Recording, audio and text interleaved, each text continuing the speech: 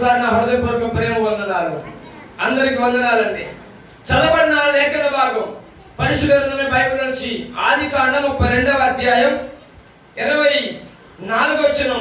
యాకోబు ఒక్కడు మిగిలిపోయెను, ఒక నరుడు తెల్లవారు వరకు అతనితో పెనుగులాడెను. ఆమె చెప్పండి బిగ్గరగా హల్లెలూయా. ఎంతో కాలముగా ఈ వాక్య ధ్యానం కొనసాగిస్తూనే ఉన్నాం. ఆ క్రమంలోనే యాకోబు తనున్న దేవునికి అవిధేయమైన ప్రాంతం నుంచి లాబాను ఇంటి నుంచి దూరంగా తన గృహానికి బేతేలు దేవుని దర్శించడానికి ఆ ప్రాంతంలో నివసించడానికి ప్రయాణం కట్టి బయలుదేరాడు. ఆ ప్రయాణం అంతా కూడా సాఫీగానే జరిగింది. కానీ ఎబ్బేకు అనే రేవు దగ్గర రాగానే అవతల ఉన్న తన అన్న కత్తి పట్టుకొని ఎదురుగా రెడీగా ఉన్న వార్త విని, అయ్యో నా అన్నను దగా చేశా, మా కుటుంబాన్ని మోసం చేశా, ఇప్పుడు నా అన్న ఆ కత్తి చేత నన్ను సంహరింపజేస్తాడేమో అన్న భయవాంఛ కలిగి వాడై, అన్న ఆందోళన కలిగిన వాడై ఎబ్బేకు రేవు దగ్గర ఒక్కడే మిగిలిపోయాడు. తన భార్య ఇద్దరిని కూడా రెండేసి గుంపులుగా, ముందు ఒక గుంపు రెండోసారి ఒక గుంపు పంపించేశాడు. ఏమైనా మా అన్నకు జాలి కలుగుతుందేమో, మా కుటుంబాన్ని కనికరిస్తాడేమో, నా భార్యలను నా పిల్లలను బట్టేనా నా కుటుంబం మీదకి దయ తెస్తాడేమో అని కావలసిన కానుకలను కావలసిన అర్పణను చేతబట్టుకొని ఆ రెండు గుంపులుగా పంపించేశాడు. ఎబ్బేకు రేవు దగ్గర ఒంటరిగా ఒక్కడే మిగిలిపోయాడు. ఆమె చెప్పండి బిగ్గరగా హల్లెలూయా. రాయబడుతున్న మాట, ఒక్క నరుడు తెల్లవారు వరకు దేవునితో పెనుగులాడాడు. ఆమె చెప్పండి ఎవరితో పెనుగులాడుతున్నాడండి? దేవునితో పెనుగులాడుతున్నాడు. ఒక రాత్రి అంతా యేసయ్య సముఖంలో ప్రార్థన చేస్తున్నాడు. రాత్రి అంతా దేవునితో పోరాడుతున్నాడు. అయ్యా నా మీదకి కనికరాన్ని రావనివ్వండి, అయ్యా నా కుటుంబం మీదకి కరుణ రానివ్వండి ప్రభువా, నా అన్న కత్తి చేత పట్టుకుని ఎదురుగా ఉన్నాడయ్యా, నేను మరలిని ఆరాధించాలి, మరలిని ఘనపరచాలి, నా కుటుంబానికి క్షేమకరమైన సమాధానం కలిగించాలి అని ఒకటే ఏడుపు ప్రార్థన. ఆ రాత్రంతా ప్రార్థన చేస్తే దేవుడట యాకోబుతో మాట్లాడుతున్నాడు. అబ్బాయ్ నీ పేరేంట్రా? అయ్యా నా పేరు యాకోబయ్యా, నా పేరు యాకోబయ్యా.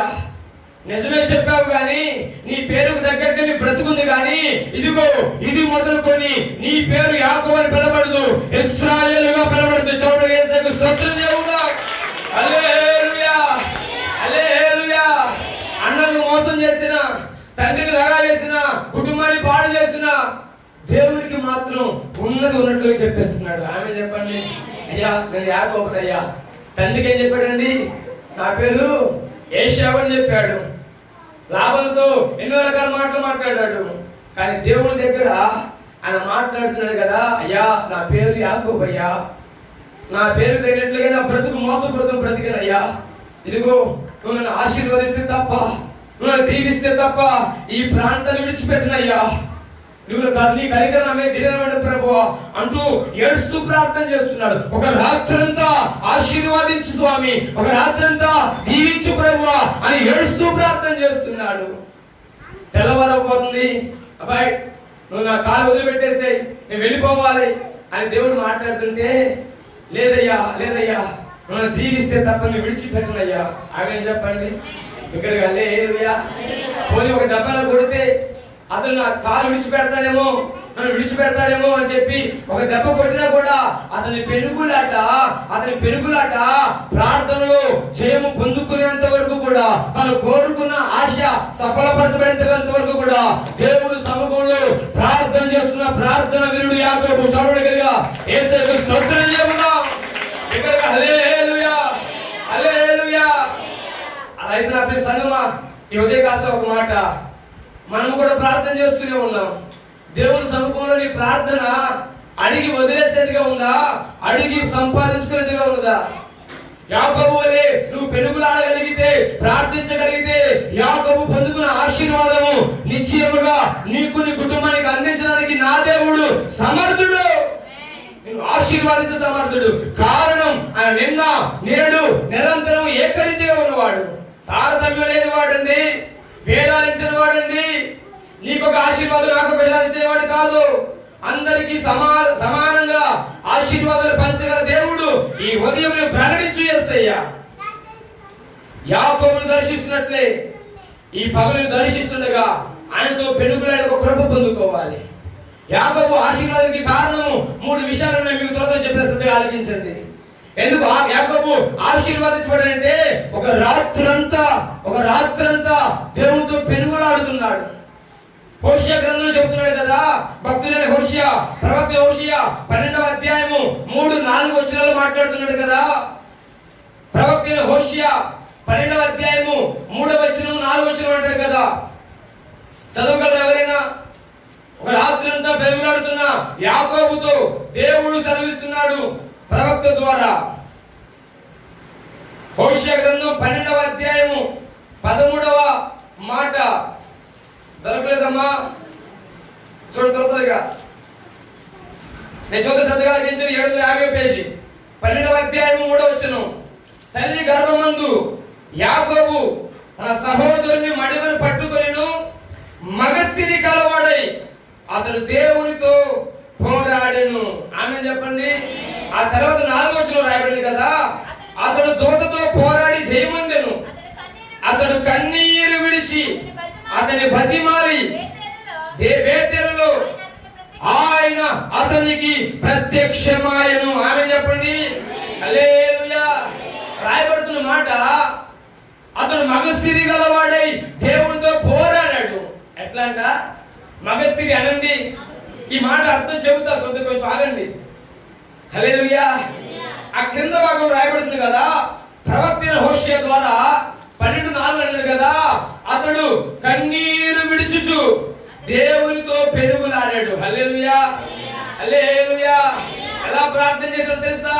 కన్నీటి ప్రార్థన ద్వారా అతడు ఆశీర్వాదాన్ని పొందుకున్నాడు. యాకోబు కన్నీటి ప్రార్థన ద్వారా దేవుని దగ్గర కృప పొందుకున్నాడు. అక్కడ రాస్తున్నాడు కదా, అతడు మగస్థితి కలవాడై దేవుని ఆశీర్వాదం పొందుకున్నాడు. ఆమె చెప్పండి. ప్రార్థనలో కన్నీరు లేకపోతే మగస్థితి గలవారుగా మనం ఉండలేమండి. Praise the Lord. హల్లెలూయా. మనం కూడా గొప్ప మాట్లాడుకున్నాం కదా, నాకేం తక్కువ, నేను ఏం చేయగలను, నేను ఏం చేయలేను, అన్ని చేయగలను. అవన్నీ ఉండాలంటే నీ ప్రార్థనలో కన్నీటి అనుభవం ఉండాలి. Praise the Lord. హల్లెలూయా. దేవుని కనికరమే నీ మీదకి దిగి రావాలన్నా, నీ కోరిక సఫలపరచబడాలి అన్నా, నీ ఆశ నెరవేర్చబడాలి అన్నా, నీ జీవితంలో నూతన కార్యము జరగాలన్నా కన్నీటి ప్రార్థన ప్రభు పాదాలను ప్రార్థించేవారుగా ఉండాలి. ఆ రాత్రంతా యాకోబు కన్నీటి ప్రార్థన దేవుణ్ణి కదిలించలేకపోయింది. ఆమె చెప్పండి. బిగ్గరగా హల్లెలూయా. అయ్యా తెల్లవారు కావస్తుంది, నన్ను వదిలేయి, నేను వెళ్ళిపోతాన్నా కూడా లేదయ్యా, నువ్వు ఆశీర్వాదం ఇస్తే తప్ప, నువ్వు దీవెన కలిగిస్తే తప్ప, నువ్వు నా ద్వారా మహిమపరచబడితే తప్ప నేను నిన్ను విడిచిపెట్టను. ఆ ప్రార్థనలో ఆశీర్వాదం కావాలి, ఆశీర్వాదం కావాలి, ఆశీర్వాదం కావాలి ఒక మాట పలకలా. అక్కడ కన్నీటి గురించి రాయిపోయినా అచ్చట ఇచ్చట వాక్యము సమకూర్చబడుతుంది కనుక హోషియా ప్రవక్త ద్వారా పరిశుద్ధాత్ముడు తెలియజేస్తున్నాడు కదా, అతడు కన్నీటి ద్వారా దేవునితో పోరాడి పెనుగులాడి అది సంపాదించుకున్నాడు. హల్లెలూయా, హల్లెలూయా. బిగ్గరగా హల్లెలూయా. నా ప్రియ సంగమా, దేవుని ప్రజలారా, నీ కన్నీటి ప్రార్థన నీ జీవితానికి ఒక విజయం. నీ కన్నీటి ప్రార్థన నువ్వు కోరుకున్న కోరికకు అది మొదటి పెట్టు. నీ కన్నీటి ప్రార్థన దేవునితో పెనుగులాడే ఒక కృప. దేవుడు దాటిపోసిన పరిస్థితి ఏర్పడ్డా, నీ కుటుంబాన్ని, నీ జీవితాన్ని, నీ గ్రామాన్ని దాటిపోసిన పరిస్థితి ఏర్పడ్డా, నీ కన్నీటి బొట్టులు కనుక దేవుడు సముఖంలో రాల్చగలిగితే నిన్ను దాటిపోయే దేవుడు కాదండి. ఆమె చెప్పండి. హల్లెలూయా, హల్లెలూయా. వాస్తవానికి దేవుడు యాకోబుతో అంటాడు కదా, ఆశీర్వాదం ఇవ్వకుండానే, దీవెన కలిగించకుండానే వెళ్ళిపోవాలని, అబ్బాయి నాకు తెల్లవారం వస్తుంది, నేను వెళ్ళిపోవాలి, నన్ను విడిచిపెట్టు అన్నా కూడా తన కన్నీటి ప్రార్థన దేవుని అట్లా పట్టేసిందండి. స్తోత్రం చెప్పండి. హల్లెలూయా. ఒక మాట చెప్పగలను, ఈ ఉదయకాల సమయం దేవుని దాసులుగా మా జీవితాలు కూడా ఎన్నోసార్లు అనుభవాన్ని పొందుకున్నాం. కన్నీటితో ప్రార్థన చేసిన ప్రతి సమయంలో కూడా దేవుడు మా పక్షం నిలబడ్డాడు. ఆమె చెప్పండి. హల్లెలూయా. ఎన్ని రకాల నిందలు ఏర్పడ్డా, ఎన్ని రకాల అవమానాలు ఏర్పడ్డా, ఆ సముఖంలో కన్నీటి బొట్టు రాల్చిన తెల్లారుజామునే మా జీవితంలో అద్భుతాలు చూసామండి. హల్లెలూయా, బిడ్డలుగా హల్లెలూయా. ఆయన అన్యాయం చేసే దేవుడు కాదు, నీ పక్షాన ఒక ప్రణాళిక వేసుకొని సంకల్పించుకొని నీ జీవితంలో ఎన్నడూ కార్యం చేయకూడదని తలంచుకున్నా ఈ ఉదయకాల సమయము కన్నీటి ప్రార్థన ఆయన ప్రణాళిక మార్చగలదు. హల్లెలూయా. దేవుని సంకల్పాన్ని మార్చగలదండి. ఒక మాట నాతో కలిసి నినివే పట్టణం అంటారా? కొంచెం గట్టిగా ఏమైందన్నా? నినివే పట్టణం వారి దోషమట ఆకాశాన్ని అంటుందండి. దేవుడికి దుర్గతి కలిగించాలని, కీడు కలిగించాలి, ఎట్లాగే సరే ఆ పట్టణాన్ని నాశనం చేయాలని, నరహత్య చేసిన పట్టణముగా, వ్యభిచరించే పట్టణముగా, కామార్తె పట్టణముగా ఆ పట్టణము పిలవబడుతుండగా దేవుని కన్నులకట అది మహా భయంకరంగా కనిపిస్తుంది. దేవుడు సంకల్పించుకున్నాడు దాన్ని ఎట్లాగైనా నాశనం చేయాలని. యోనాతో మాట్లాడు, అబ్బాయి నువ్వు వెళ్ళి సువార్త చెప్పు, మార్చబడ్డారా క్షమిద్దాం, లేకపోతే ఇక వారి మనం ఎన్నడూ కూడా క్షమించే అవకాశం లేదు అనుకోకుండా దేవుడు యోనాతో మాట్లాడి యోనను ఆ నిలువకు పంపించాడు. 3 దినాల ప్రయాణం, ఒక్కటే మైకు లేకుండా నోరు తెరిచి స్వరమెత్తి ఆ 3 దినాలు ఆ నిలువే పట్టణం చుట్టూ తిరుగుతూ ఆయన త్వరగా రాబోతున్నాడు, మీ దేశం మీద మహా ఉగ్రత ఏర్పడిపోతున్నాడు, ప్రతి ఒక్కరు ఉపవాసం చాటించి ప్రార్థించగలిగితే తప్ప మీకు విడుదల లేదని కరాఖండిగా మాట్లాడితే రాజు మొదలుకొని బంట్రోజు వరకు గోనె పట్ట కట్టుకొని ప్రార్థన చేయడం మొదలు పెట్టారు. ఆమెను చెప్పండి. హల్లెలూయా. రాయబడిన మాట, దేవుడు తాను ఉద్దేశించిన కీడు చేయక మానెను. ఆమె చెప్పండి. దగ్గరగా హల్లెలూయా. ఆయన సంకల్పించాడు కీడు చేయాలని, ఆయన తలపెట్టాడు ఎట్లాగైనా నినివేని నాశనం చేయాలని. కానీ వారి కృతజ్ఞత ప్రార్థన, వారి ఉపవాస ప్రార్థన, వారి కన్నీటి ప్రార్థన కీడు దరి చేరకుండా, అపాయం దరి చేరకుండా దేవుడు నినివే పట్టణాన్ని సురక్షితంగా కాపాడాడు. స్తోత్రం చెబుదాం. హల్లెలూయా. దగ్గరగా హల్లెలూయా. ఈ ఉదయకాల సమయము దేవుడు దాసులుగా ఒక మాట చెప్పగలను, నీవు కన్నీరు విడిచి ఆయన సముఖంలో యథార్థంగా ప్రార్థించగలిగితే నీ ముందున్న పెను సవాళ్ళు కూడా బలాదురవుతాయని దేవుని దాసుడిగా మనవి చేస్తున్నాను. ఆమె చెప్తారా? ఇక్కడికి హల్లెలూయా. ఇంకా రేవు దాటలా అవతల కత్తి పెట్టుకుని రెడీగా ఉన్నాడు. అతడు మనసు మారాలన్నా కూడా ఇప్పుడు కృప పొందుకోవాలి. కత్తి చేత పట్టుకొని 400 మందితో రెడీగా ఉన్నాడు ఏశావు. నా ఆశీర్వాదం దొంగలించాడు, నా దీవెన దొంగలించాడు, నాకు రావాల్సిన ఆస్తి దొంగలించాడు అన్న కోపం ఆవేశంతో కట్టలు దించుకొని రెడీగా ఉన్నాడు ఏ అవతల. ఇప్పుడు అతను జాలి పడాలి, అతను కనికర పడాలి అన్నా ఈ రాత్రి కనికరము దేవుని కనికరము యాకోబు మీదకి వస్తే తప్ప అతను ఇంకా బ్రతికి బట్ట కట్టడు. ఒక మాట అర్థమైపోయింది యాకోబుకి, అయ్యో ఈ క్షణంలో గనక దేవుడు కనికరించకపోతే తను కనికరించే వాళ్ళు ఎవరు లేరు, దేవుడు కరుణ నా మీద రాకపోతే తను కరుణించే వాళ్ళు ఎవరు లేదని రాత్రంతా పెరుగులాడాడు. ఆమె చెప్పండి. ఎంతసేపు పెరుగులాడండి? కొంచెం అమ్మాట గట్టిగా చెప్పండి. ఏ రోజు నీ బతుకులో రాత్రంతా ప్రార్థన అనుభవం ఉందా? కన్నీరు రాల్చిపోయావు, ప్రార్థన అయినా చేసావా? అయ్యా నీ కృప కావాలయ్యా, నీ కనికరం రావాలయ్యా, మా కుటుంబానికి కీడు రాకుండా, అపవాది కన్ను మా కుటుంబం పడకుండా నీ కృపతో మా కుటుంబానికి కాయపడమని ప్రార్థన చేసావా? ఒకవేళ అప్పుడు ఇక్కడ అనుకోలేకపోతే ఇదిగో ఇది ఒక మాట సవాలుగా పొందుకో. నిశ్చయముగా నీ కన్నీటి ప్రార్థన, ఒక రాత్రంతో ప్రార్థన నీకు నా దేవుడు దీవెనకరంగా మార్చునుగాక, ఆయన తలపెట్టిన కార్యాలు మార్చునుగాక. హల్లెలూయా. మాట చెప్పి ముందుకెళ్తా. కన్నీటి ప్రార్థనట దేవుని కూడా ఓడించిందండి. ఆమె చెప్పండి. మరో నాకు తెలుసు, మన కన్నీటి ప్రార్థన దేవుని ఓడించింది. ఈ మాట కొంచెం మనకి ఎంతైనా చెప్పాలంటే కొంచెం భయంగా ఉంది కదా. దేవుని ఓడించింది అంటే దేవుడు బలహీనుడు కాదని చెప్పే మాట, దేవుడి శక్తి లేనివాడు కాదని చెప్పే మాట. నువ్వు కన్నీటి బొట్టు రాల్చి ఆయన సముఖంలో ప్రార్థించగలిగితే ఆయన తలపెట్టే కార్యం కూడా ఆగిపోద్ది. ఆమె చెప్పండి. ఎక్కడికి హల్లెలూయా, హల్లెలూయా. యాకోబు కన్నీరు నుంచి ప్రార్థన చేశాడు, కన్నీరు నుంచి ప్రార్థన చేశాడు. ఆ కన్నీటి ప్రార్థన, ఆ పిలుగులాట ఏశావు మనసును మార్చింది, తన జీవితానికి ఒక రూపురేఖలు మార్చింది. Praise the Lord. ఒక మాట చెప్తా, శ్రద్ధగా ఆలకించండి. మన కుటుంబం మీదకి ఆశీర్వాదమే కనుక రావాలి అన్నా, కృపే కనుక రావాలి అన్నా, కరుణే కనుక రావాలన్నా మొట్టమొదటి మన జీవితంలో ఉండాల్సింది కన్నీటి ప్రార్థన. ఆమె చెప్పండి. ఏ ప్రార్థన? కన్నీటి ప్రార్థన. ఎంతమంది చేస్తున్నా నాకు తెలియదు, కానీ ఈ 21 ఉపవాస ప్రార్థన ఈ అనుభవాన్ని పొందుకోమని ప్రభుత్వం మనం చేస్తున్నా. ప్రైజ్ ది లార్డ్, హల్లెలూయా. యాకోబు స్థితి మారిపోయిందండి, యాకోబు పరిస్థితి మారిపోయిందండి. నీ ఆశీర్వాదానికి అడ్డుపడుతున్న కన్నీటి ప్రార్థనను నేర్చుకోగలిగితే నిశ్చయముగా నిన్ను ఆపలేరు ఎవరు. యాకోబు ఆశీర్వాదానికి, ఇశ్రాయేలు ఆశీర్వాదానికి, ఒక దేశంగా పేరు పెట్టబడడానికి ఒకే ఒక వ్యక్తి దేశంగా మారగల కారణము ఒక రాత్రి కన్నీటి ప్రార్థన. నా ప్రసంగమా, ఈ ఉదయకాల సమయం దేవునితో నువ్వు పెరుగులాడాల్సిన పరిస్థితి ఏర్పడితే, నీ కుటుంబం కీడు తొలగిపోవాలని నువ్వు ఆశపడితే, నీ కుటుంబానికి ఎదురవుతున్న సమస్య తొలగిపోవాలని ఆశపడితే, ఈ ఉదయం కన్నీటి ప్రార్థన నీకు అత్యవసరమని ప్రభుదాసుడిగా మనం చేస్తున్నా. ఆమె చెప్పండి. ఈ మాట వచ్చి కనుక మీకు జ్ఞాపకం చేస్తా. అన్న అనండి, కొంచెం గట్టిగా అన్న పర్లా. అన్న మాకు అందరికి తెలిసిన మాటలే కదా, మీకు వాక్యం ఇచ్చేంత అవసరం లేదు. కానీ పిల్లలు లేక ఎంతగానో బాధపడుతుందండి. పిల్లలు లేదని ఏడుపు రోదన అంతంతే కాదు, పిల్లలు లేని వరకు తెలిసింది ఆ బాధ ఏంటో, పిల్లలు లేని తల్లికి తెలిసింది ఆ బాధ ఏంటో, ఆ నిందేంటో. అలాంటి అన్న దేవుని దాసుడు ఎదుట మందిరంలో మోకరిసి ప్రార్థన చేస్తుంది.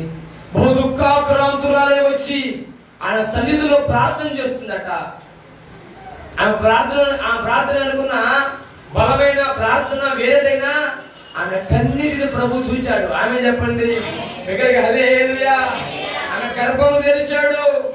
ఓ దేశాన్ని ఎలుబడి చేసే, ప్రపంచానికి రూట్లు మార్చే, ప్రపంచాన్ని నడిపించే నాయకుడైన సమూయేలును ఓ శ్రేష్ఠమైన గర్భములో దేవుడు హన్న ద్వారా బయటకు రప్పించాడు. ఆ సమూయేలు ప్రవక్తగా, న్యాయాధిపతిగా, దైవజనుడిగా ఆ దేశమంతా ఎలుబడి చేశాడు. అప్పుడు దాకా నిన్న తొలగిపోలా, అవమానం తొలగిపోలా. ఒక కన్నీటి ప్రార్థన తన గర్భాన్ని తెరిచిందండి. ఆమె చెప్పండి. ఇంకెక్కడైనా ఎవరైనా గర్భాలు తెరిచలేక బాధపడుతున్న ఒక మాట గుర్తుంచుకో, నీ యథార్థమైన కన్నీటి ప్రార్థన భవిష్యత్తును మార్చే ఒక నాయకుడు దేవుడు కలిగిస్తాడు. నమ్మిది ఆమె చెప్పు. దేశానికి తీర్పులు తీర్చగలిగిన రక్షకులను నాదుని గర్భాన పుట్టించును గాక. హల్లెలూయా, హల్లెలూయా. ఇస్కే అంటారా కొంచెం గట్టిగా. రేపు మాకు చచ్చిపోయిన మరణ దుశ్చరులో ఉన్నాడు. దేవుని దాసుడు ప్రవక్త యెషయా వచ్చేసి, అయ్యా నువ్వు మరణమైపోతున్నావు, ఇక్కడ నువ్వు ఇల్లు చక్కబెట్టుకో, నువ్వు రెడీ అయిపో అంటే ఏం చేయాలి అర్థం కాక గోడ తట్టు ముఖం తిప్పుకొని దేవుడితో ప్రార్థన చేసి, అయ్యా యథార్థ హృదయుడినై నేను ఎట్లా సరిలో గడిపి ఒకసారి జ్ఞాపకం చేసుకో ప్రభువా అని కన్నీరు విడిచాడట. ఆ కన్నీటి బొట్టలు రాలుతుండగానే ఆకాశంలో స్వరం వినబడుతుంది యెషయాతో, బాయ్ నా కుమారుడు ఏడుస్తున్నాడు రా, వాడి ఏడుపు నన్ను బలవంతం చేస్తుందిరా, నువ్వు త్వరగా వెళ్ళి అతనితో చెప్పు. నడిమిషాల దాటక మునిపే యెషయాతో స్వరం మాట్లాడుతుందండి. యెషయా అంటాడు, అయ్యా ఏమని రాజుతో చెప్పగలనయ్యా, ఇప్పుడే మరణ వార్త చాటించా, ఇప్పుడే మరణము ప్రకటించా, ఇప్పుడే మరణం నీ జీవితంలో ఏలుబడి చేస్తూ చెప్పా. మళ్ళీ ఎట్లా ఈ మాట చెప్పండి అయ్యా, ఎంత అవసరం, నా కుమారుడు ఏడ్చాడా, వాడి కన్నీరు నాకు అడ్డుపడుతుందయ్యా, నన్ను బలవంతం చేస్తుంది, నువ్వు త్వరగా చెప్పాలా. యెషయా త్వరగా రాజగృహానికి వెళ్ళి మాట్లాడతాడు, అయ్యా నీ కన్నీరు నా దేవుడు చూచాడట, మరొక 15 సంవత్సరాల ఆయుష్ నీకు కలిగిస్తున్నాడు. త్వరగా యేసుకు స్తోత్రం చెబుదాం. హల్లెలూయా, హల్లెలూయా. ఈ ఉదయకాలం ఒక మాట నీతో తేటగా చెప్పగలను, నీ కన్నీటి ప్రార్థన నీ భవిష్యత్తు మార్చేస్తుంది. నీ కన్నీటి ప్రార్థన నీ పాపాన్ని తొలగించేస్తుంది. నీ కన్నీటి ప్రార్థన దేశం యొక్క ఉన్నత స్థలాల మీద నాదుని నిలబెట్టేవాడు. పాపాత్మురాలి స్త్రీ యేసయ్య వచ్చాడని ఆయన పాదాలు కన్నీటితో కలుగుతుందండి. సీమోన్ అంటాడు,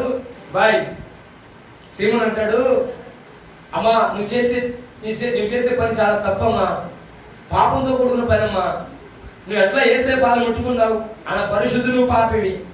ప్రభు అని అంటాడు, సీమోను నేను వచ్చింది పాపుల కొరకే, నీతిమంతుల కోసం రాలేదబ్బాయ్. ఆమె చెప్పండి. ఆరోగ్యం గలవాడికి వైద్యుడు అవసరం లేదు అని చెప్పగానే ఆమెలో ఉన్న వేదన కన్నీరు ఆయన పాదాలన్నీ కడిగేస్తే ఒకే ఒక మాటతో ఆమె చిరకాల పాపాలని కూడా ఒకసారిగా కొట్టివేయబడ్డాయి. చౌడు వేసే స్తోత్రం చెప్పండి. హల్లెలూయా, హల్లెలూయా. ఇలా చెప్పుకుంటూ పోతే బైబిల్ గ్రంథంలో ఆదికాండం మొదలుకొని ప్రకటన వరకు చెబుతూనే పోతా. కన్నీటి ప్రార్థన ద్వారా అద్భుతాలు చూసిన వాడు, కన్నీటి ప్రార్థన ద్వారా పాపాలు కొట్టేయబడ్డవారు, కన్నీటి ప్రార్థన ద్వారా రోగము తొలగిపోయినవారు, కన్నీటి ప్రార్థన ద్వారా మరణ బంధకాల నుంచి విడిపించబడ్డవారు వేల మంది. హల్లెలూయా, హల్లెలూయా. మరణ పాశం రెడీగా ఉన్నా కూడా యాకోబు యొక్క జీవితాన్ని ఒక్కసారిగా మరుపు తిప్పింది కన్నీటి ప్రార్థన. రాత్రంతా నరులతో పోరాడండి. ఆమె చెప్పండి. అలాగైతే ఈ ఉదయం కాదు నా సంగమా, కన్నీటి ప్రార్థన చేయగలుగుతున్నావా? ఒకవేళ ఇప్పటి వరకు నీకు ఆ ప్రార్థన లేదేమో, నాదుడు నీతో మాట్లాడుతూ సూటిగా సంధిస్తున్నాడు. ఇది మొదలుకొనైనా నీ భర్త వరకు కన్నీరు కార్చమని, నీ భార్య వరకు కన్నీరు కార్చమని, నీ పిల్లల వరకు కన్నీరు కార్చమని, దేశ ఉన్నత స్థలాల మీద నా దేవుడు నీ కుటుంబాన్ని నిలబెట్టాలని నీతో సూటిగా మాట్లాడుతున్నాడు. కన్నీటి ప్రార్థన నీకు అత్యవసరం. బిగ్గరగా హల్లెలూయా, హల్లెలూయా. యాకోబు చేస్తున్న ప్రార్థన దేవుడు కదలేకపోతున్నాడు. వదిలేరా, వెళ్ళిపోవాలా, వెళ్ళిపోవాలా. అయ్యా లేదయ్యా, నువ్వు ఆశీర్వదించయ్యా, నువ్వు దీవించయ్యా. ఆయన కన్నీరు ప్రార్థనలో ఒకటి ఆశీర్వాదం అడిగాడా? ఆయన కన్నీరు కాలుస్తూనే ఉన్నాడు. అది రోమ గ్రంథంలో రోమపత్రిక 8వ అధ్యాయంలో ఒక మాట రాస్తాడు, చూస్తారు ఒకసారి. రోమపత్రిక 8వ అధ్యాయం 26 అనుకుంటా. అటువలే ఆత్మయు మన బలహీనతను చూచి సహాయం చేయుచున్నాడు. ఏలయనగా మనము యుక్తముగా ఎలాగో ప్రార్థన చేయవలనో మనకు తెలియదు గాని ఉచ్చరింప శక్యము కాని మూలుగలతో ఆత్మ తానే మన పక్షముగా విజ్ఞాపన చేయుచున్నాడు. స్తోత్రం చెబుదాం. హల్లెలూయా. ఎవరు మన పక్షాన ప్రార్థన చేస్తున్నారట? పరిశుద్ధాత్మ అండి. పరిశుద్ధాత్ముడే ఆయనకే విజ్ఞాపన చేసుకున్నాడా? మనం ప్రార్థన చేయలేని వారమని, సంయోచితంగా మాటలు పలకలేని వారమని, మన కన్నిటి వెనక ఉన్న అంతరార్థాన్ని మన నోటితో పలకలేమని ఆత్మ తానే మన పక్షాన మూలుగులతో విజ్ఞాపన చేస్తున్నాడు. స్తోత్రం చెప్పండి. ఆయనే ప్రార్థన చేసుకున్నాడండి. ఆమె చెప్పండి. ఎవరు? దేవునికి దేవుడే నీ గురించిన విజ్ఞాపన, నీ గురించిన మొర చేస్తున్నాడు. ఇగో ఒక మాటను నీకు ప్రార్థన చేయడం రాకపోయిన బాధలా, నువ్వు కన్నీటి మనసుతో మోకాలేసి చాలు, నీ హృదయం నుంచి దేవుని ఆత్మ నీ పక్షాన ప్రార్థన చేస్తుంది. ఆమె చెప్పండి. దగ్గరగా హల్లెలూయా. బలమైన ప్రార్థనకు చేయడం రాకపోవచ్చేమో, విలువైన ప్రార్థనకు చేయడం రాకపోవచ్చేమో, మంచి పదాలు ప్రార్థన పెట్టి నీకు ప్రార్థన చేయడం రాకపోవచ్చేమో, కానీ కన్నీటితో నువ్వు ప్రార్థించగలిగితే కన్నీటి వెనుకున్న అంతరార్థాన్ని పరిశుద్ధాత్ముడు దేవునికి విజ్ఞాపన చేస్తాడు. చౌడకి యేసుకు స్తోత్రం చెబుదాం. హల్లెలూయా, హల్లెలూయా. చాలా మంది అంటారు, అయ్యగారు నాకు ప్రార్థన చేయడం రాదయ్యా, ప్రార్థన చేయడం రాకుండా బాధలా. ఈ మాట గుర్తుంచుకో. నీ భర్త గురించి ఏడుస్తావు కదా, నీ భార్య బంధువులు ఏదంటే బాధపడతావు కదా, ఆ బాధ మనసులో పెట్టుకుని మోకరిసి ప్రార్థన చేయి చాలు. నీ మనసులో ఉన్న ఆత్మదేవుడు నీ పక్షాన విజ్ఞాపన చేస్తాడు. నీ కుటుంబానికి ఏది కావాలో, నీ బిడ్డలకు ఏది కావాలో, నీ భవిష్యత్తు ఎలా తారుమారు చేయాలో మార్గాలని సరిచేసే దేవుడు ఈ ఉదయకాలమే ప్రకటించే నజరేయుడు యేసుక్రీస్తు ప్రభువారు. బిగ్గరగా హల్లెలూయా. ఎందుకు ఆ మాట బలంగా చెప్పేది తెలుసా? యాకోబు జీవితం 20 సంవత్సరాలు పాడేస్తామండి. ఒక్కసారి ఇటు వచ్చేసాడు, దేశంగా మారాడు. ఎలా మారాడు? ఇప్పుడు ఇజ్రాయేల్ దేశం ఎవరి పేరు వచ్చింది అనుకుంటున్నారు? యాకోబు పేరే. నీకు నుంచి నీ పేరు యాకోబు అనబడదు, ఇశ్రాయేల్ అనబడుతుంది. ఎందుకు? నీ పేరట ఒక దేశం నిర్మించబడాలి, ప్రపంచాన్ని వణికించే దేశం నీ పేరు తయారవ్వాలి. ఎక్కడ దీవెన? రాత్రి ప్రార్థన. ఆమె చెప్పండి. రాత్రి కన్నీటి ప్రార్థన. నువ్వు పైకి పెదాలు తెరిచి గట్టిగా మాట్లాడలేక ప్రార్థన చేయకపోయినా ఆత్మదేవుని సహాయం కోరుకో, నీ పక్షాన ప్రార్థన చేస్తాడు. హల్లెలూయా. ఇంకొక మాట చెప్పి నా మాట ముందు కొనసాగిస్తా. అక్కడ రాయబడిన మాట అదే అధ్యాయం, అదే ఆదికాండం మనం చదువుకున్న 24 వచనం, 32-24 వచనం. చాలు చాలు. యాకోబు ఒక్కడు మిగిలిపోయిను. ఆమె చెప్పండి బిగ్గరగా హల్లెలూయా. ఆ ప్రాంగణంలో ఆ యెబ్బేకు రేవు దగ్గర ఎంతమంది యాకోబుతో సహకారంగా ఉన్నారు? గడి చెప్పాలా? చెప్పాక ఏమన్నారు? ఒక్కడు. ఆమె చెబుతాం బిగ్గరగా హల్లెలూయా. ఎంతమంది ఉన్నారు? గుంపు లేదు అక్కడ, భార్య లేదు అక్కడ, పిల్లలు లేదు అక్కడ, ఒక్కడే ఒంటరైపోయాడు. ఇదిగో ఒక మాట విను, నీతో నా దేవుడు మాట్లాడాలి అన్నా, నీ ప్రార్థనకు సమాధానం దొరకాలి అన్నా, నువ్వు కోరుకుంటున్న కోరిక నెరవేర్చబడాలి అన్నా, నువ్వు తలపెడుతున్న కార్యం ఉందే అది జరగాలన్నా నువ్వు ఒంటరైపోవాలి. ఆమె చెప్పు. నువ్వు ఒక్కడే మిగలాలి. ఆమె చెప్పు.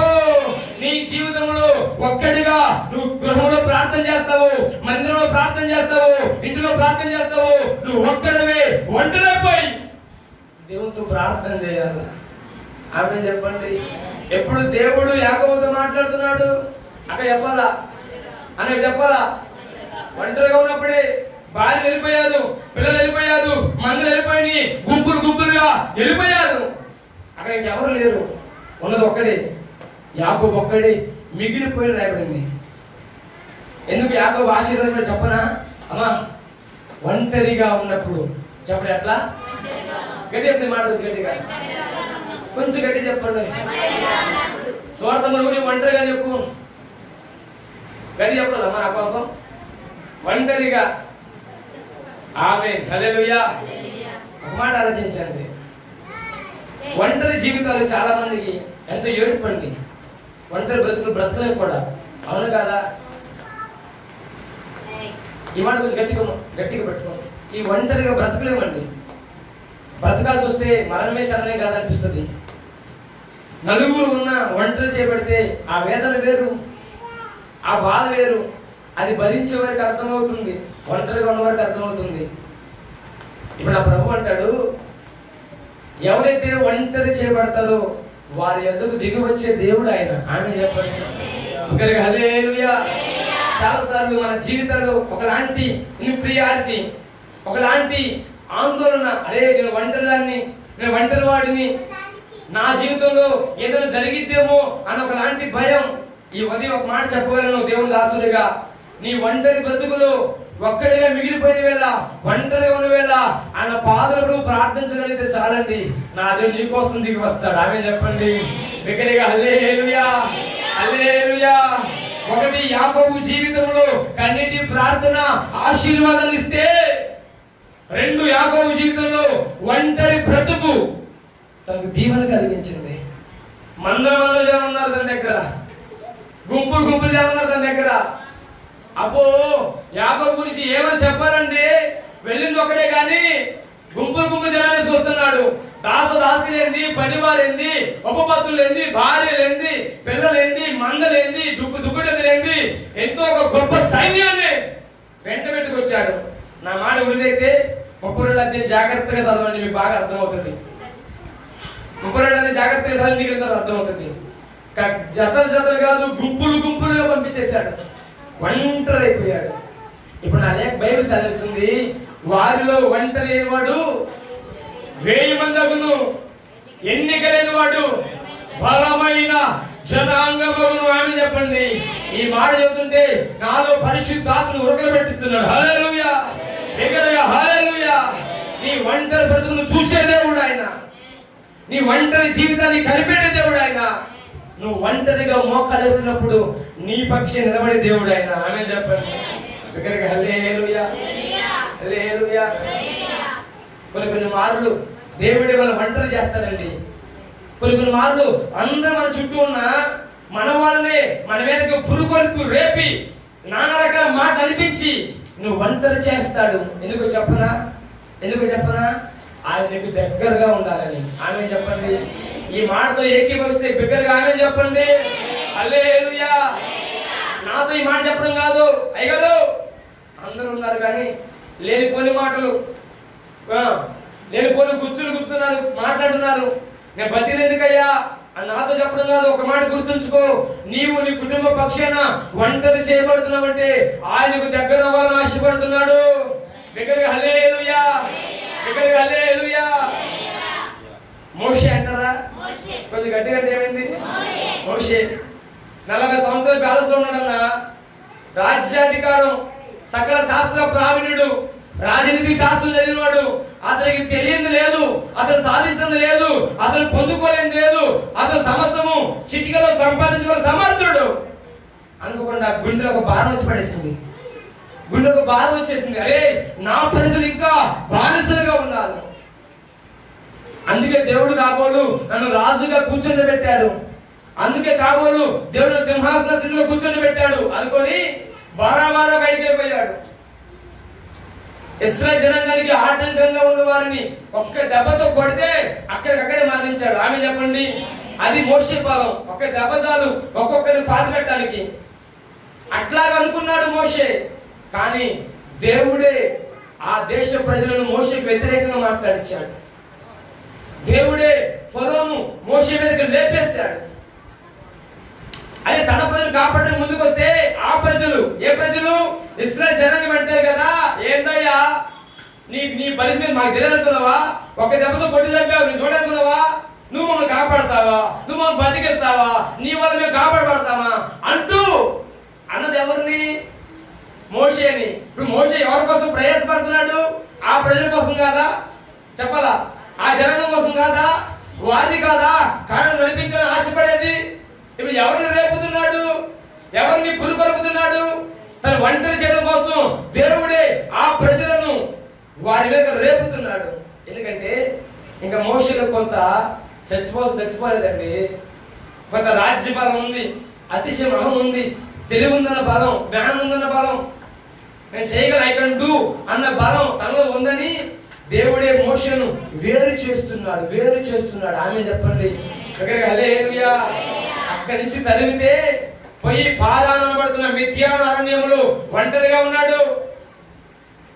మిద్యాను అడవిలో ఒంటరిగా ఉన్నాడు. ఇక వెళ్ళి అక్కడ గొర్రెలు కాస్తున్నాడు. రాజుగా పరిపాలన చేస్తున్నాడు. సింహాసనం కూర్చుండి ఒక రాంటి రావాలి, పోవాలి.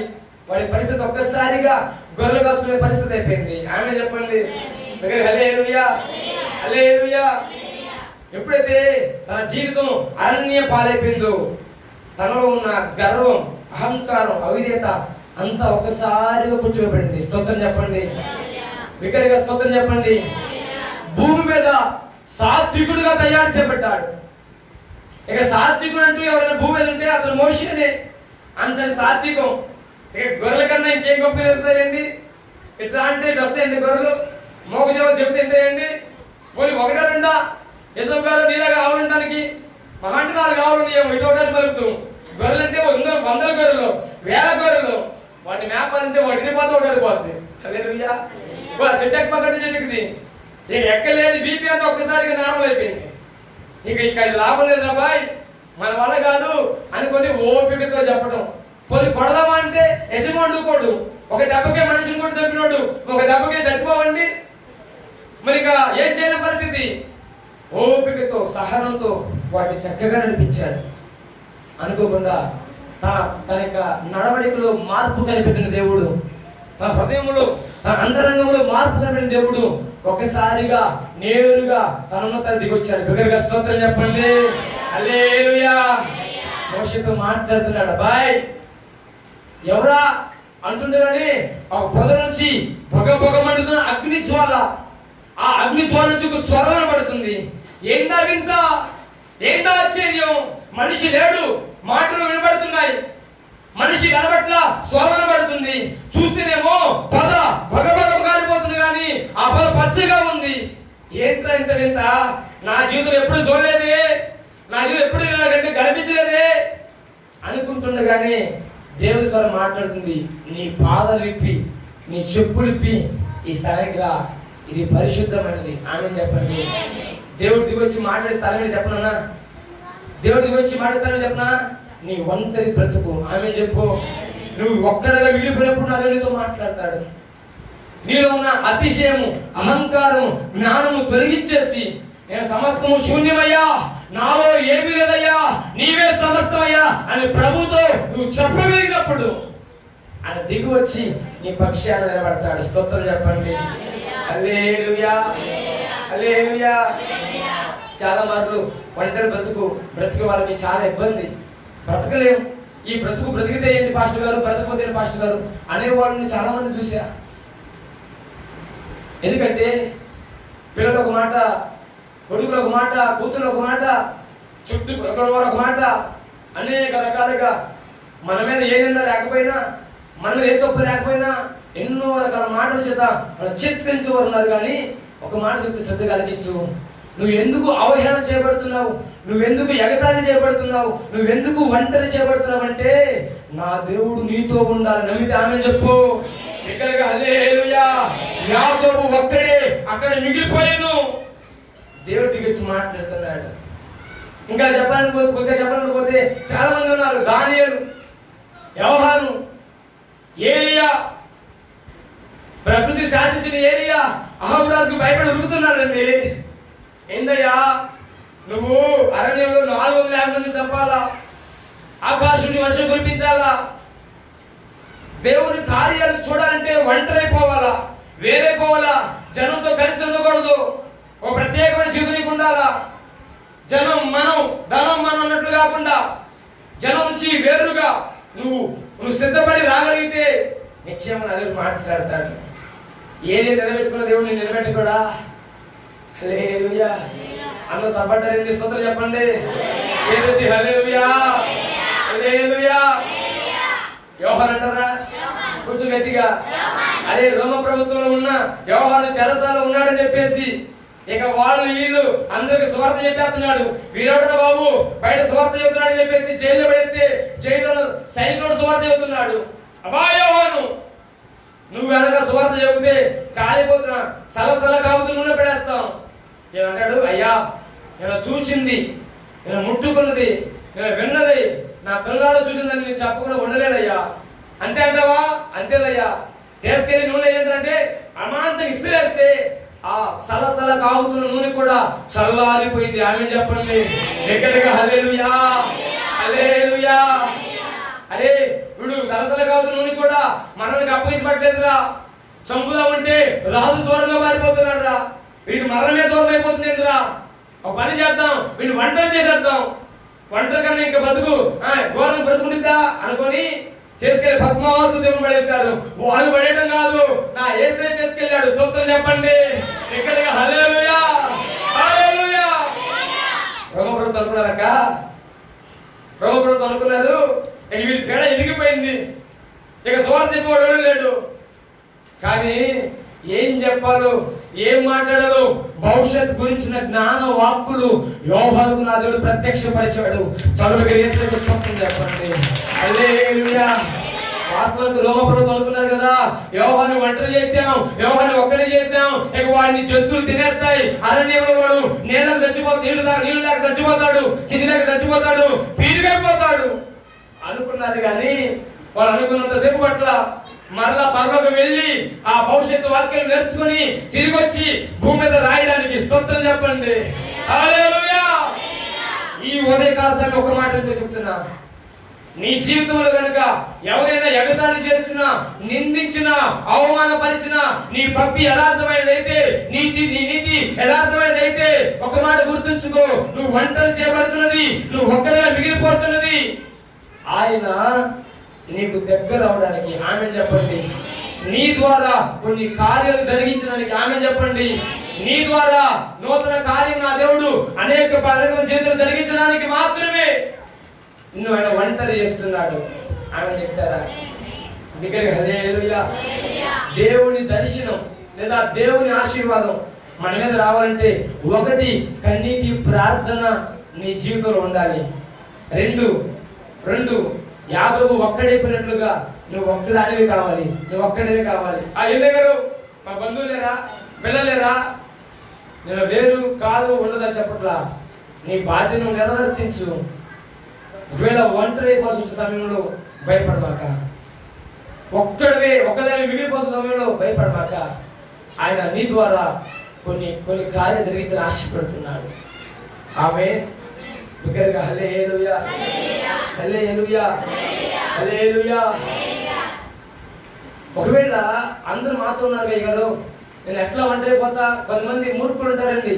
అయితే ఒంటరైపోమన్నాడు, భర్తలు విడిచిపెట్టేవారు, భార్య విడిచిపెట్టేవారు, పిల్లగారు వదిలేసేవారు చాలా మంది ఉన్నారు. వీళ్ళు ఎవరు తెలుసా? మూర్ఖులు. అనండి గట్టి చెప్ప గట్టి మూర్ఖులు అని. కొంతమంది ఉన్నారు. నాకు చూడండి అడుగుతున్నారండి, మీరు తక్కువ ఉంటున్నారేంది అందరూ అదే జాబుతా. హల్లెలూయా. ఏం మా అక్క కొంచెం నాకు దగ్గర కాబట్టి చెప్పుకుంటున్నాను.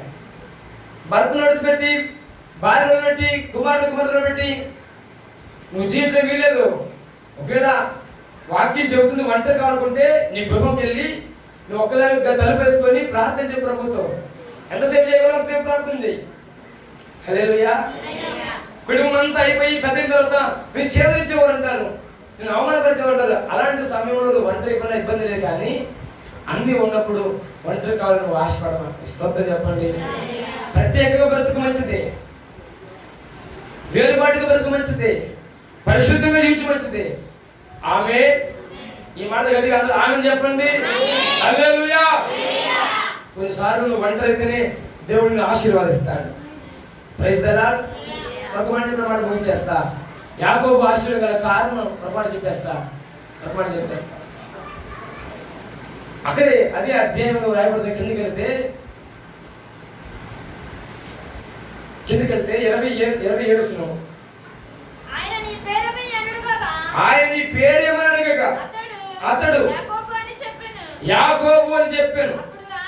అప్పుడు ఆయన దేవునితోనూ మనుషులతోనూ పోరాడి గెలిచితివి కనుక ఇక మీదట నీ పేరు ఇశ్రాయేలే గాని యాకోబు అనబడదు.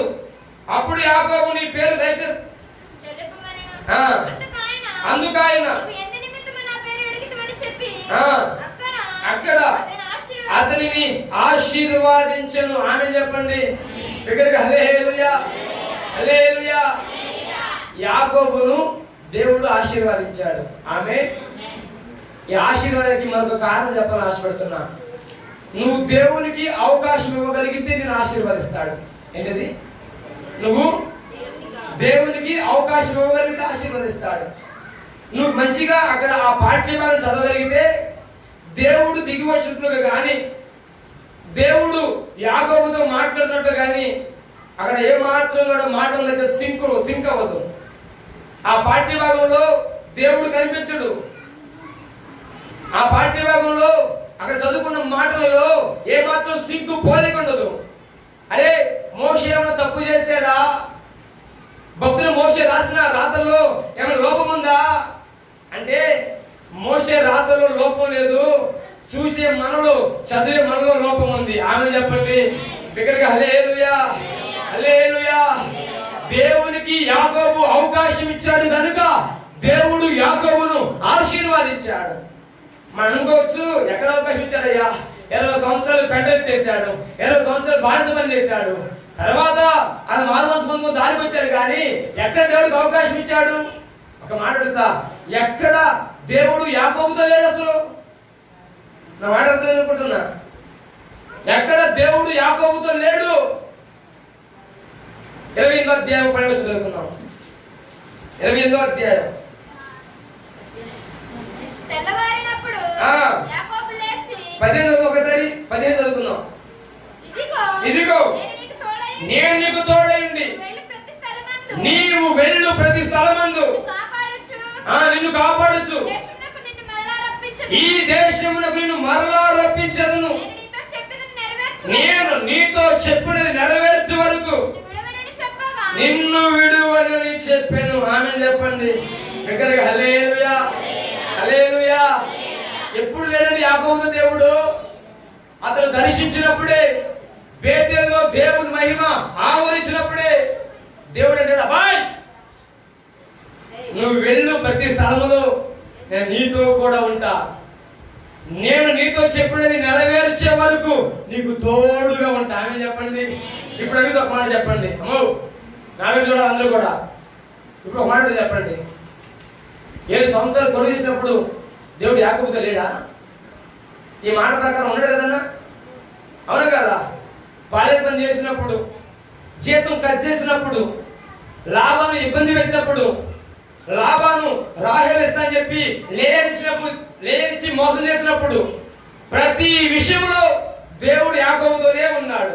ఆమె ఈ మాట అవునా కదా? మరి అలాంటప్పుడు అయ్యా నేను దీవించబడివాడు కదా, నీ దర్శనం నాకుంది కదా, నీ కృప నాకుంది కదా, మేము వెళ్ళే ప్రతి స్థలంలో ఉంటామని చెప్పావు కదా, ఇప్పుడు నా మామయ్య లాభం నన్ను ఇబ్బంది పెడుతున్నాడయ్యా, కొలువు చేయమన్నాడయ్యా, నన్ను మోసం చేశాడయ్యా, నా చేతులు కట్ చేశాడయ్యా అని ఒక్క మాట చెప్పలేకపోయాడండి. ఆమె ఇంకేమన్నాడు? ఎనిమిది చివరిలో 20 వచనంలో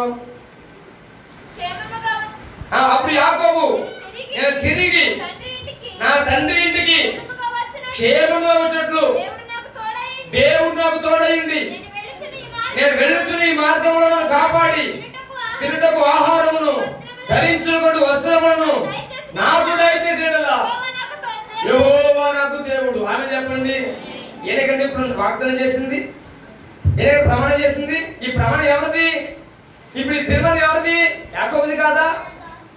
దేవుడు దర్శించి యాకోబుతో మాట్లాడితే యాకోబు అంటాడు, అయ్యా నేను మార్గంలో వెళ్ళిపోతున్నా, తిరిగి మరల స్థలానికి వచ్చేంత వరకు నాకు బట్ట, నాకు వస్త్రాలు, ఆహారము, నాకు క్షేమం కలిగిస్తే నువ్వు నాకు దేవుడు అయ్యా అని తీర్మానం చేశాడు. మరి తీర్మానం చేసినప్పుడు, వాగ్దానం చేసినప్పుడు దేవుడిని మర్చిపోయాడు. స్తోత్రం చెప్పండి. ఆ పాలేరు పనిలో ఆ ప్రేమలో మునిగిపోయాడు. ఎందులో? మరి అది చెప్పండి. ప్రేమలో మునిగిపోయాడు, దేవుణ్ణి మర్చిపోయాడు, దేవుణ్ణి మర్చిపోయాడు. ఎంత బాధ పెడుతున్నా, ఎంత శోధిస్తున్నా, జీతం కట్ చేస్తున్నా, అరాకొర డబ్బులు వస్తున్నా, అయ్యా మా మామ లాభాను ఇట్లా చేస్తున్నాడు ఒక మాట చెప్పలేకపోయాడా? చెప్పలేదండి. దేవుని ఆహ్వానించరా? దేవునికి అవకాశం ఇవ్వరా? దేవునికి అవకాశం ఇస్తే యొబ్బేకు దగ్గర దిగొచ్చినట్టుగా దిగిరాడండి. స్తోత్రం చెప్పండి. హల్లెలూయా, హల్లెలూయా. 14 సంవత్సరాలు ఒక ఆడపిల్ల కోసం కొలువు చేశారండి. ఎంత దౌర్భాగ్యవతి కాకపోతే 14 సంవత్సరాలు. ఒక ఆయన అంటాడు, అయ్యగారు ఈ బైబిల్ అంతా ప్రేమే కదా అయ్యగారు, ప్రేమించొద్దంటే ఏంటి అంటాడు. ఎంత తెలియవాడుది ఏంటంట? బైబిల్ అంతా ప్రేమే, ప్రేమించొద్దంటే ఏంటి? నేనంట ప్రేమించి కానీ ఆ పేడకల్లో బతుకుమాకంట. ఆమె చెప్పు ఏంటండి? నువ్వు ప్రేమిస్తే జరిగేదేంటి? నీ బతుకు పేడకాలే. నువ్వు ప్రేమించమని చెప్పింది బైబిల్, నీ భార్యను ప్రేమించమని చెప్పింది, నీ భర్తను ప్రేమించమని చెప్పింది. అంటే వివాహం అయిన తర్వాతే ప్రేమ. ఎప్పుడమ్మా చెప్పు, గట్టి చెప్పు. దేవుడు మనం దీవించును గాక. హల్లెలూయా. ప్రేమలు ఎప్పుడు ఉండాలంటే వివాహం తర్వాత. చాలా మంది పోరగాళ్ళు అంటారు, అయ్యో బైబిల్ అంతా ప్రేమేగా, ఇప్పుడు ప్రేమించే అబ్బాయింది, నువ్వు ప్రేమి అబ్బాయి నేనేం చెప్పాలి, నేమన్నావు కాబట్టి పేడకల బతికైతే అంతవరకు గుర్తుంచుకో. Praise the Lord. ఏ బతికైద్ది? పాలేరు బతికైద్ది. నీ సింహాసనం పోద్ది, నీ ఉద్యోగం పోద్ది, నీ బట్ట పోద్ది, ఇక సుతారు వెళ్ళిపోవాలని చెప్పింది. ఆమె చెప్పండి.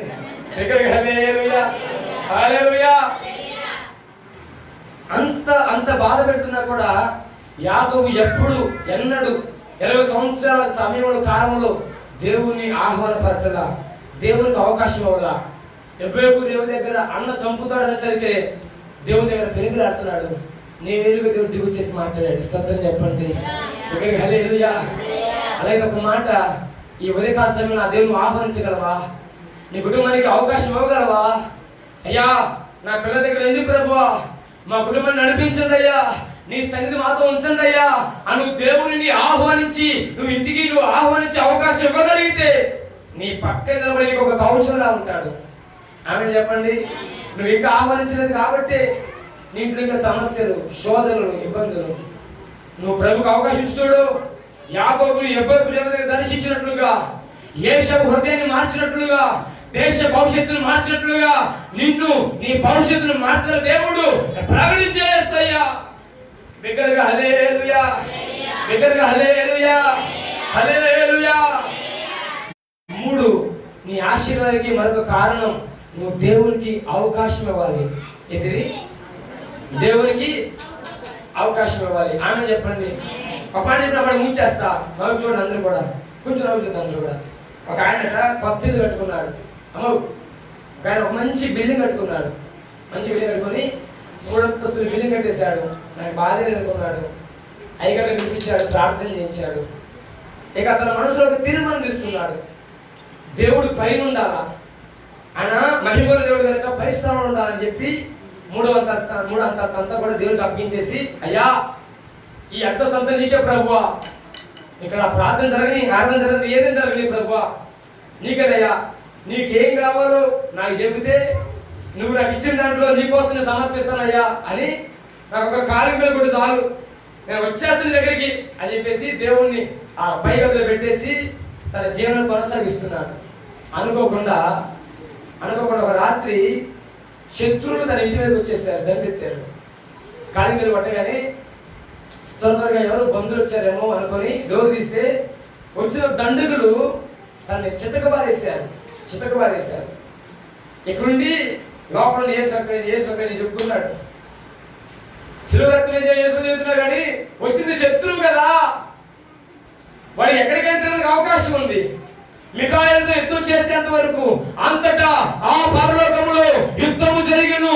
మిఖాయేలుకును అపవాది సైన్యానికి యుద్ధం జరిగిన మీదట ఆ పరలోకములో ఆ దూతలకు స్థానము లేదు. స్తోత్రం చెప్పండి, హల్లెలూయా. ఆ యుద్ధం జరిగేంత వరకు అపవాది ఇంట్లో రావడానికి పోవడానికి అవకాశం ఉందండి. దండుకు వచ్చేసారు. ఇక మనసులో అంటాడు, ఏసు రక్తం అన్నాడు. వాళ్ళు కొట్టేశారు, చెత్తగా బాధేశారు, వెళ్ళిపోయారు. కింద మీద పడిపోయి పైకి వెళ్ళి తలుపు తీసి, దేవా అయ్యా నేను పిలిచిన రాకదయ్యా అంటే, అరే నువ్వు ఏసు రక్తం చేయని చెప్పినావు కానీ తలిపేసి నువ్వు ఇక్కడే ఉండు, కాలింగ్ మీద నొక్కాడు కానీ నువ్వు నన్ను ఆహ్వానించలేదు కదా, మనం పై గదికే నన్ను పరిమితం చేసి నువ్వు కిందకు వచ్చే రావాలంటే కాలింగ్ మీద కొట్టమన్నావు, నువ్వు కాలింగ్ మీద కొడతావు, నువ్వు వెంటనే కదా అన్నాడు. స్తోత్రం చెప్పండి, ఇక్కడికి హల్లెలూయా హల్లెలూయా. ఇక లాభం ఎదుర్కొని ఇక ఆ రోజు మళ్ళీ ప్రభుత్వం మాట్లాడుతున్నాడు, అయ్యా నా ఇంటి అంతా మీకు అధికారం ఇస్తున్నాను అయ్యా, నా కుటుంబం అంతా మీకు అధికారం ఇస్తున్నాను అయ్యా, నా గృహం అంతా మీకు అధికారం ఇస్తున్నాను అయ్యా, నాకున్న సమస్త ఆస్తి మీకు అధికారం ఇస్తున్నాను అయ్యా అని దేవుడితో ఒక వడంబేట చేసుకున్నాడు. ఇక అపవాది వచ్చేసి తన ఆస్తిని ఆశ చేయాలని ప్రయాణం చేస్తూ ముందుకు వస్తే తలుపు తీద్దాము, కాలి మీద కొట్టారు, తలుపు తీద్దాం నిలపే ప్రభు వచ్చి, ఆగబాయ్ నాకు అధికారం ఇచ్చినా కదా, ఒక నిమిషం ఆగు నువ్వు అని ఆ యజమాని పక్కన పెట్టేసి ప్రభు తలుపు దిగాని ప్రభుని చూసిన ఆ అపవాది శత్రుడు గజ వణుకుడు పారిపోయారు. చూడండి ఏం చేసుకోవాలని చెబుతాం, హల్లెలూయా. ఒక మాట, నువ్వు దేవుని అధికారం కింద ఉండగలిగి దేవుని అప్పగించుకొని సమస్తాన్ని నీకున్న సమస్తాన్ని ఆయనకు అప్పగించగలిగితే నిన్ను కాపాడారు దేవుడు. ఆయన ఒక మూల పెట్టి ఈ గదిలో దేవుడు ఉంటాడు, ఈ గది దేవుడికి ఆయన అక్కడే ఉంటాడు, రాడు. స్తోత్రం చెప్పండి, హల్లెలూయా. అయ్యా నా సమస్త ఆస్తి మీద నీకు అధికారం ఇస్తున్నా ప్రభువా అని ప్రభుత్వం చెప్పగలిగితే నిశ్చయముగా నీ జీవితంలో ఆయన జోక్యం కలిగించుకున్న దేవుడు ఈ ఉదయకాల సమయాన్ని ప్రకటించేస్తయ్యా. Praise the lord. సంగమా, యాకోబును ఆశీర్వదించబడాలని ఆశ ఉందా? యాకోబుని దీవించబడాలని ఆశ నీకు కలిగి ఉన్నావా? కోరిక వాంఛ కలిగి ఉన్నావా? అలాగైతే ఈ 3 విషయాలు నీ జీవితంలో ఏలుబడి చేయనుగాక. ఒకటి, కన్నీటి ప్రార్థన నీలో ఎదుగునుగాక. ఒంటరి జీవితం దేవునికి నువ్వు సహవాసం చేయదువుగాక. నువ్వు దేవునికి నువ్వు అవకాశం ఇచ్చుదువుగాక. నీ జ్ఞానాన్ని పక్కన పెట్టి, నీ తెలివిని పక్కన పెట్టి, నీ కృషిని పక్కన పెట్టి, అయ్యా నేను దిక్కు లేనివాడయ్యా, నా వల్ల ఏమి కాదు ప్రభువా అని యెహోషాపాతు రాజు దేవుని సముఖంలో అంగలార్చినట్లుగా నీ కుటుంబానికి వస్తున్న ఆపదను బట్టి, సమస్యను బట్టి, శోధనను బట్టి ఆయనను అప్పగించి ప్రార్థించగలిగితే నిశ్చయంగా ఆయన జోక్యం కలిగించుకుంటాడు. ఆయన చెప్పండి, చాలా మంది అండి శోధన వచ్చినప్పుడు, బాధ వచ్చినప్పుడు సొంతంగా దాన్ని జయించాలని ప్రయాసపడతారు. ఎవరి వల్ల కాదు. మన కృషి మనకు ఫలితాన్ని ఇవ్వదు, దేవుని కృపే మనకు ఫలితాన్ని ఇస్తుంది. ఈ ఉదయకాల సమయం నీ జ్ఞానం, నీ తెలివి, నీ బలం ప్రక్కన పెట్టి ఆయన సముఖంలో నువ్వు ప్రార్థించగలిగితే, ఆయన అవకాశం ఇచ్చి ఆయన అధికారం లోపడగలిగితే నిశ్చయముగా నా దేవుడు యాకోబు కుటుంబాన్ని ఆశీర్వదించినట్లుగా నిన్ను నీ కుటుంబాన్ని ఆశీర్వదించునుగాక. దేవుడి మాట తెచ్చి ఆశీర్వదించునుగాక. తలవంచులో ప్రార్థన చేద్దాం. ఉన్న పాట మోకరించిన ప్రార్థన. ఎంతవరకు వాక్యము దృష్టిని గమనించకుండా నీలో ఫలించి వర్ధిల్లించినట్లుగా మోకరిల్ల కలిగి వారు